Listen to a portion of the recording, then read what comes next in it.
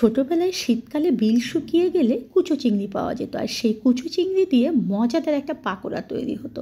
এখনও মনে হয় সেই পাকোড়ার টেস্ট মুখে লেগে আছে। আসসালামু আলাইকুম। আজকে তৈরি করে দেখাবো কিভাবে কুচো চিংড়ি দিয়ে পাকোড়া তৈরি করতে হবে এবং ফ্রোজেন করতে হবে।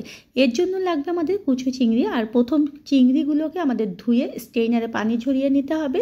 এখানে হলুদ গুঁড়ো এবং লবণ দিয়ে দিতে হবে। এরপর দিয়ে দিচ্ছি কাঁচামরিচের কুচি এবং পেঁয়াজ কুচি। সবসময় বলি যে লবণ এবং মরিচ নিজেদের টেস্ট অনুযায়ী ব্যবহার করবেন। কিছুটা আদা রসুনের বাটা দিয়ে দিচ্ছি এখানে সুন্দর একটা ফ্লেভার নিয়ে আসার জন্য। আর বাইন্ডিংসের জন্য দিচ্ছি এখানে কিছুটা বেসন। এখানে আমি দিয়ে দিচ্ছি 3 টেবিল চামচ পরিমাণ কর্নফ্লাওয়ার, যাতে করে এই পাকোড়াটা অসম্ভব রকম ক্রিস্পি হয়।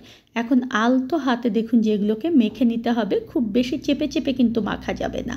আর এখন একটা ট্রেতে আমি সামান্য তেল মাখিয়ে রেখেছি, সেখানে দেখুন যে এইভাবে করে পাকোড়াগুলোকে বানিয়ে রেখে দিতে হবে। আর এটাকে 2 থেকে 3 ঘন্টা ডিপ ফ্রিজে রাখার পর শক্ত হলে এয়ারটাইট বক্স বা জিপার ব্যাগে করে আপনারা 3 থেকে 5 মাস পর্যন্ত সংরক্ষণ করতে পারবেন।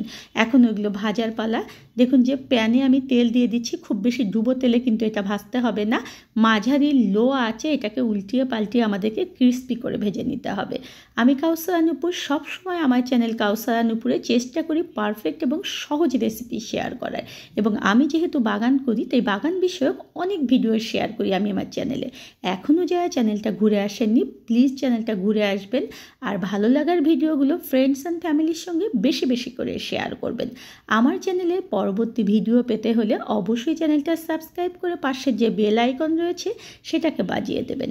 আর যারা আমার পেজ থেকে দেখছেন তাদেরকে বলবো যে আপনারা পেজটা একটা লাইক এবং ফলো দেবেন। আর প্লিজ প্লিজ বেশি বেশি করে ভিডিওগুলো শেয়ার করবেন।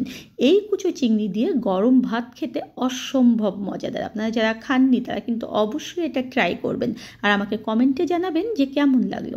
ধন্যবাদ সবাইকে।